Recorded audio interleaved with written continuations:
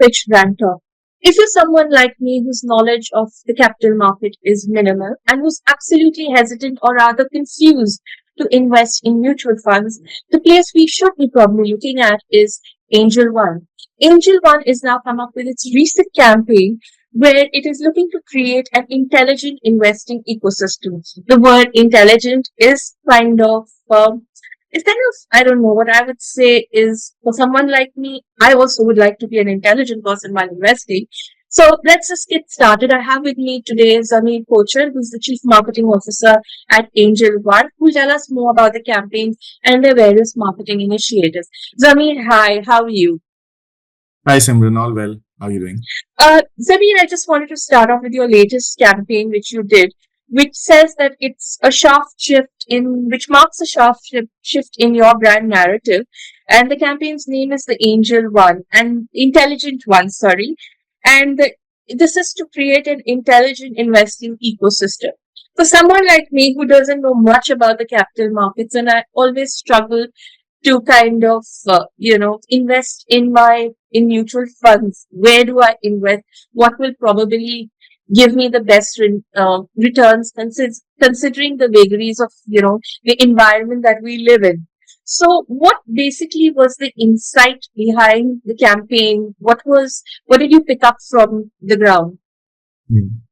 So Simran, I'll just give you a more detailed perspective. We generally spend a lot of time doing constant consumer immersions and research to understand what are the triggers and barriers towards investing, what could be the motivators and reinforcers that would excite people who are on the cusp or on the fence in terms of starting the investment journey, but what's holding them back.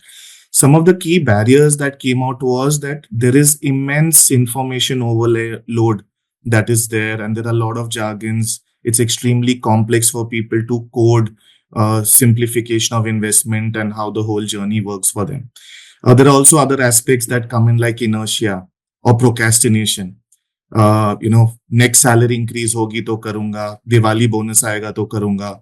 What if I lose money when I kind of participate in these kind of markets and things like that? So these are very genuine aspects which come into the mind of a beginner who's yet to start his investment journey.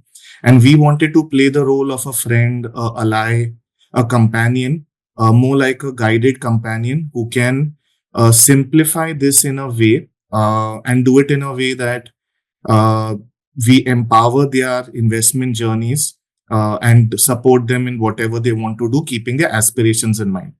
The aspirations and the participation for the market is huge again.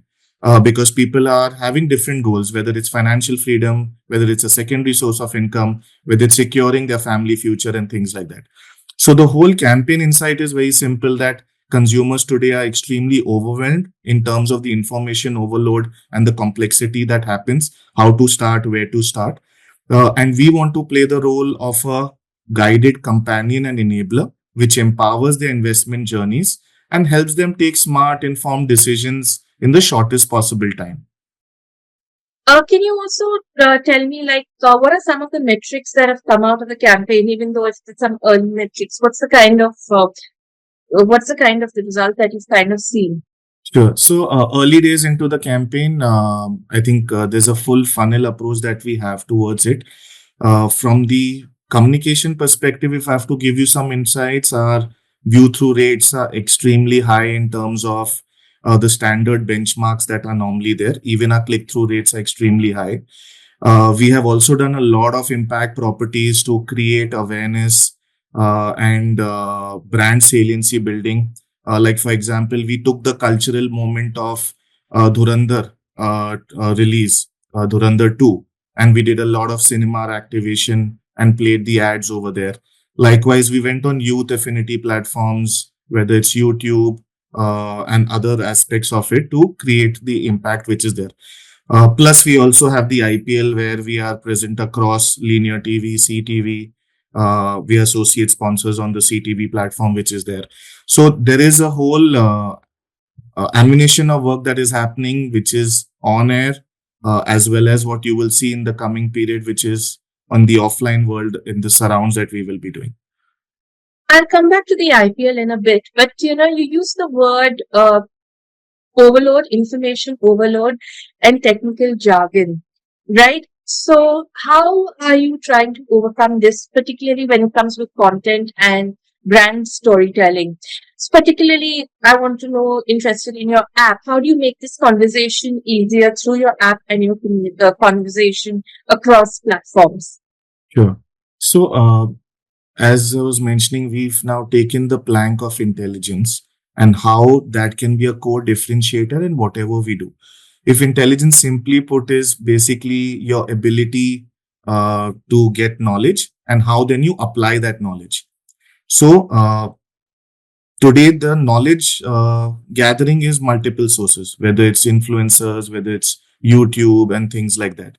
But the application of that is where the overwhelming or the complexity angle is coming, and that's where we want to play a role.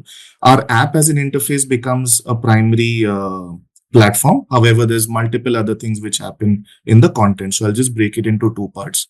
On the app front, the intelligence angle can have many manifestations.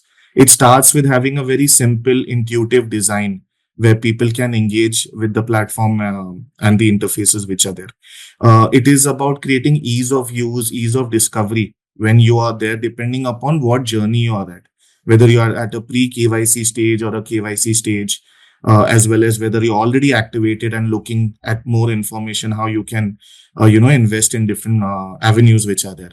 It's also about speed and automation because you're in a real time environment where you're evaluating trends and patterns and you want the information at a fast speed as well as you want your action to come at that level. Plus, there are also aspects like the behavioral signals that we have in terms of your past behavior that you have displayed, and the time spent that you have, and the click throughs that you have, and the scroll depths that you have. And basis that, what could be the predictable future outcomes that you would be interested in, and what are then the nudges and the personalization that we can send you. Personalization and curation of information, keeping in mind your goal setting, your profile, your persona, also then become important aspects of it. So, as I said, it's a full ecosystem which has multiple manifestations to it. And depending upon where you are in terms of the start point, we are bridging those aspirations as a brand, which is enabling you to participate and take care of your investment journeys. You've been pretty aggressive in marketing in the past, say, 2, 3 years. Angel One has been. And please correct me if I'm wrong, but as per information that I did get, that your total client base is around 37.39 million. That's what I got. Please correct me if it is wrong. And, there is an uncertainty in the environment around us, which may have led to a decrease in the recent, say, probably in this quarter in client acquisition. What I'm interested in is you're very, very heavily focused on performance marketing, right? So how do you, kind of draw a balance between performance marketing and brand building? How do you kind of draw balance? Because your target is also to kind of continue getting consumer acquisition month on month or rather quarter on quarter. So how do you draw a balance between brand building and performance marketing? Right. So, Simran, as you're aware, the role of a marketeer and the life is getting more fragmented over a period of time as well. It's always a full funnel approach. And as you rightly said, you need to balance it and blend it basis your business objectives and your marketing objectives that are there. So, it's never a choice of either or. It's about how you blend it and balance it well. Brand building definitely helps in capturing the attention, the awareness, the saliency, the consideration, and attracting the new source of growth that you want to get. As we were discussing earlier, the overall demat account penetration is only 200 million plus in the country. And given the Gen Zs are almost 300, 400 million plus, the headroom to growth is huge. All you need is a smartphone, a good data connectivity, and an aspiration to start with as low as 100 rupees. And that kind of removes all barriers for you to get started. So the above the funnel becomes extremely important. We have been in the business since 30 years. We have a very strong, dependable partner network of 11,000 plus channel partners, with support for people who want to look at offline journeys beyond online journeys as well. Organic then becomes a big enabler for us because that's where searches happen and impressions happen and queries come in. And likewise, performance also becomes an important aspect where you are doing your targeting, your cohorting, your right profiling of people and reaching them at the time that they are most enabled to look at you. Now, life in marketing is not linear anymore or sequential anymore. Doing a combination of these then kind of get you the result that you're looking for, and over a period of time, then people appreciate the effort that you're doing. Uh, Consumers today depend a lot on their peer network as well to kind of look at recommendations and things like that. So it's a combination of all this that we look at and blend it accordingly. But is your cost of customer acquisition increasing because you've got strong competition, particularly from Grow and Zeroda? So, what's the differentiator between Angel One and Grow and Zeroda? And is your cap also significantly increasing over the years? So the increase in the cost depends again on multiple aspects which are there.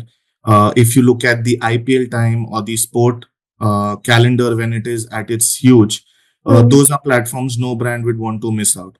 And again, it's again a question of demand and supply, and also the way you negotiate and what your objectives are and how you're kind of looking at ways of creating impact.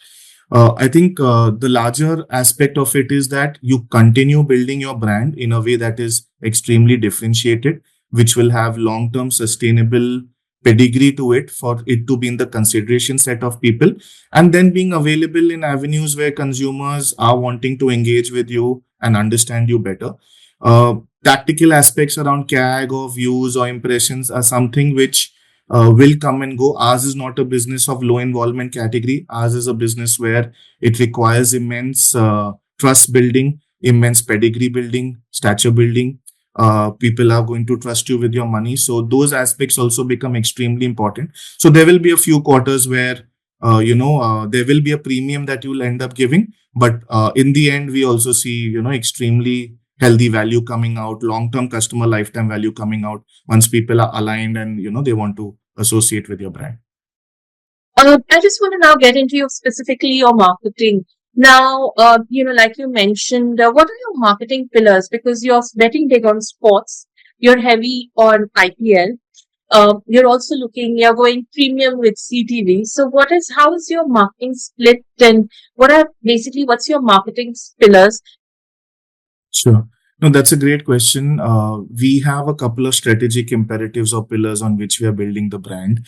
One big one is around creating a very clear and distinct brand. And that again has multiple manifestations to it, which is taking a plank, which is extremely differentiated, like the Angel One, Intelligent One, and how people then relate strongly with it. Second pillar is how do we appeal and attract to the youth mindset and the next source of growth, which is the Gen Zs, and how do we get them into a funnel? That then makes IPL as a very tentpole event or platform where you leverage, because that's where critical masses, where sport affinity audiences are, and then how that you can put it in the context of finance and simplify, what finance is willing to cater to in a language that people understand. The fourth pillar becomes, doing a lot of strong local regional connect in tier two, tier three markets, which again, IPL as a platform gives us that opportunity because the channel partners are there, the consumers are there, the on ground activations that you can do, whether it's in stadia and out of it. So these become 4, 5 pillars. In addition to this, obviously, there's a whole machinery on content and social and earned media that works around it, along with performance, which ensures, you're always on. You have your hygiene moments of always on, but you always have your tactical thematic moments at different intervention points of the year that are relevant. Particularly coming to sports and IPL, these are very high cost, big ticket. It's a high cost, big ticket investment, right? So, and there are so many ads in it that it is difficult to also stand out and ensure that you have a brand recall when there is such a plethora of brands advertising. So, how do you stand out? One.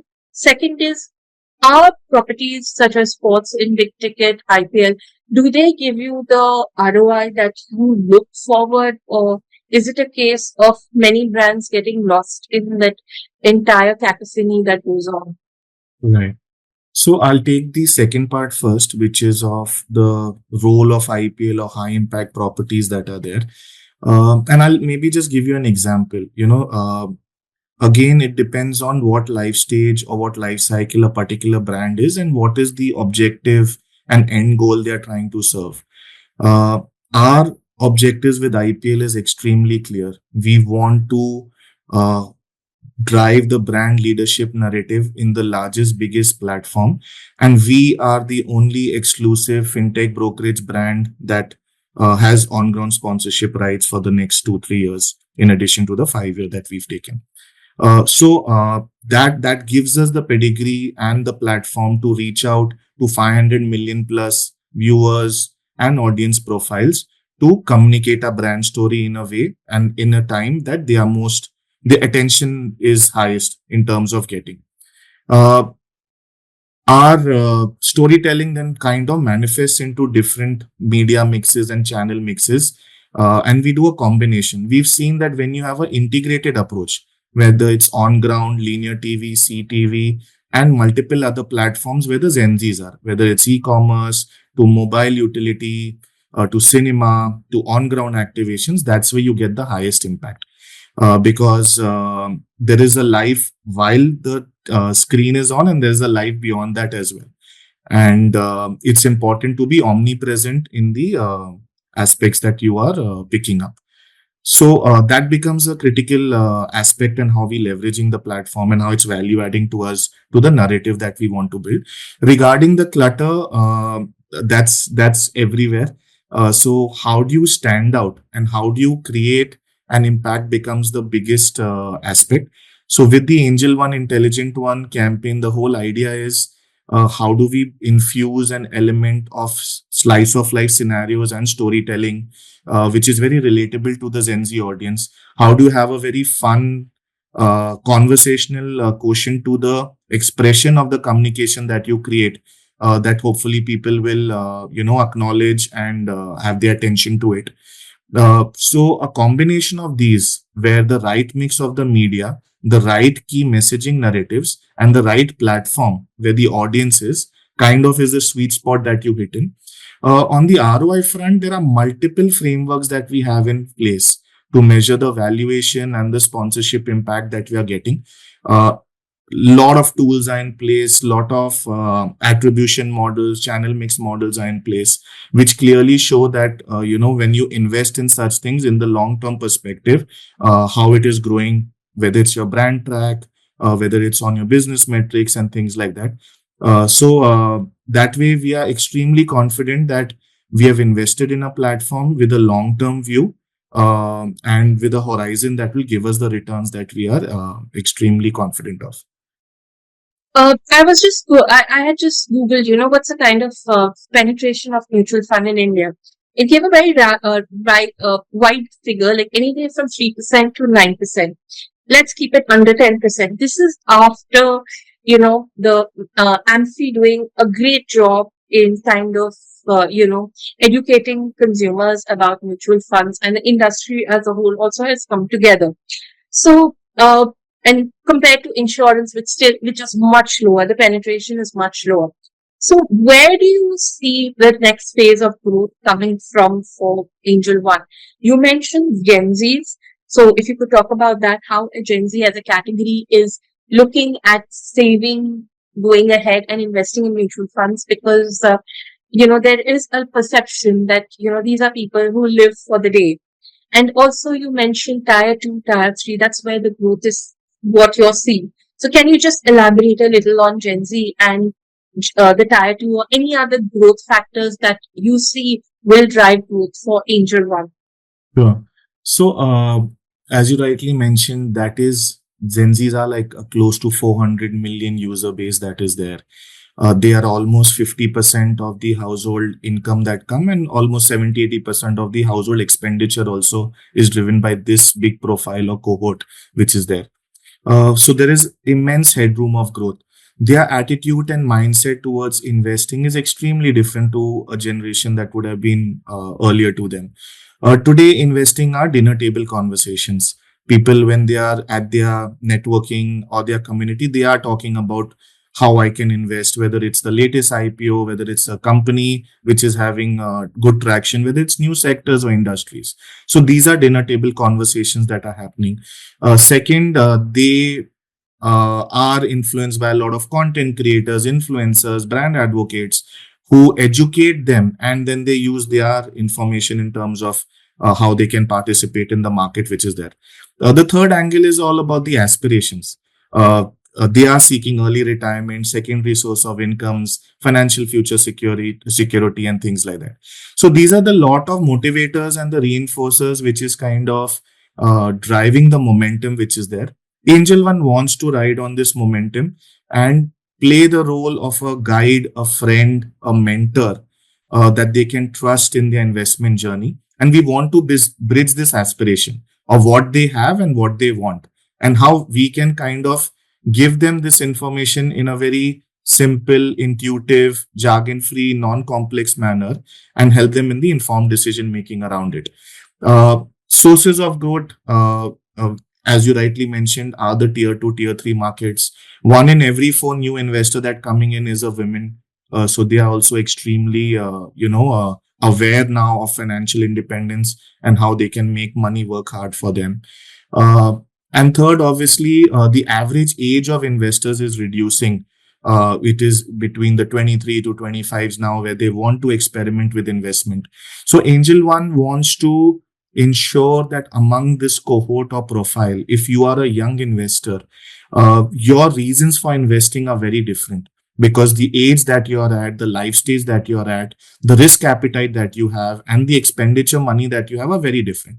So to a person like who's in the 25s or 23s, their reasons to investment is to not be dependent on their parents. So starting with SIPs or mutual funds become an extremely good investment opportunity that Angel One can talk to them about.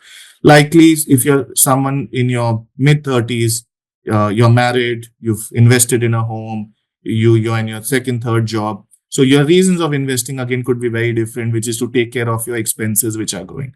So Angel One again over there could intervene when you're part of our life cycle stages of, look at ETFs, look at stocks and things like that.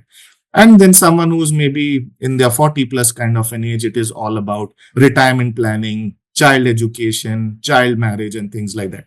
So then we have the advisory services and the wealth management services where, Angel One can play a role.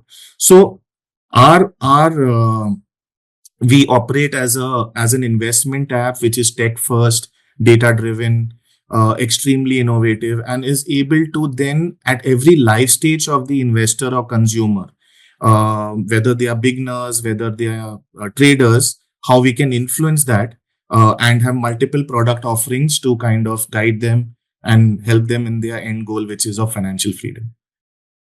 Finally, will you be this just at the start of the new financial year?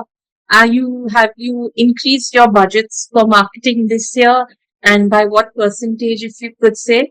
Yeah.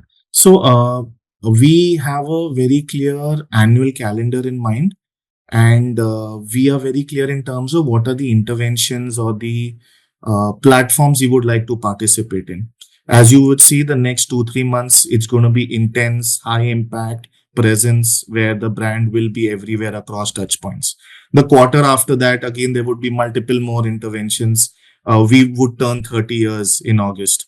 So it's a celebratory milestone for us, which gives us an occasion to kind of, participate again. Likewise, then the next quarter will have multiple more intervention aspects around festivity, and how do you curate contextuality at a time where people are in that momentum and mood, and things like that. And then obviously, as you rightly said, there's the sports calendar which is there, and then things like that.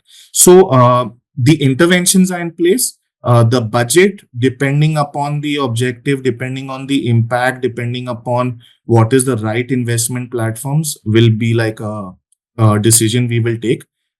So I can assure you that we will be well visible in terms of the interventions that we will be doing, and the But right have amount you of upped your investments will be budgets made. compared to vis-a-vis last year? Our budgets, yes, are in the direction where we will be higher only to what we've been investing. But as I said, it's not more about the quantum of the spend. It's more about the impact and the value that you're also able to get out of it. Thank you so much, Zameer, for your time. It was lovely catching up with you. Likewise, Simran. Thank you for having me.